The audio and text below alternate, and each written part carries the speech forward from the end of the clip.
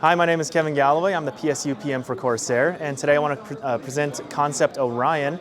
Last year at CES, we announced our Capellix LED technology and the Dominator Platinum RGB modules.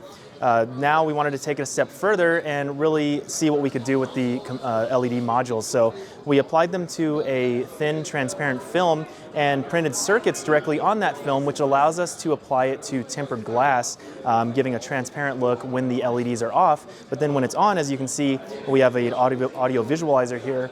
There's a lot of lighting effects that can go on. So as we announced last year at CES, our Capellix LEDs don't actually require a whole package to be applied to the substrate. For example, this transparent film here, you can see how incredibly tiny it is, and that's one of the main benefits of Capellix. The lower power draw, the size, or the form factor. And on this one in particular, we have these almost invisible traces printed on the transparent film that apply the power and the data signal and everything. But you can see here that all of them can light up, or you can turn them all off, and when it's off, you can barely even see anything.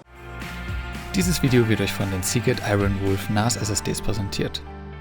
News und Testberichte zu Seagate-Produkten findet ihr unter dem Link in der Infokarte. So this is an audio visualizer, like I said.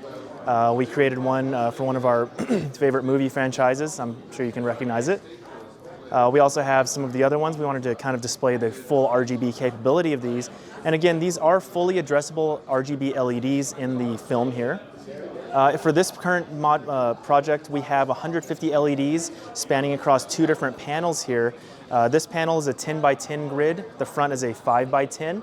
And again, on the screen here with IQ, it shows all 150 LEDs. And again, it does use our IQ software. It's compatible with Commander Pro, Lighting Node Pro, but it is not compatible with our Lighting Node Core at this moment. So essentially, we wanted to just kind of push the boundaries of what we could achieve with the Capellix LEDs, and I think this is one of the applications that it made a lot of sense. We have been asked if we can increase the density of the LEDs in the film, and that could be a possibility in the future, but we want to make sure that we're not encroaching on the field of like OLED panels, so we didn't want to emulate a screen. We wanted to just have lighting effects on the panels here. We are projecting a 2020 retail release date for that. It really depends on when. We're not really sure exactly when in 2020, but sometime in the year.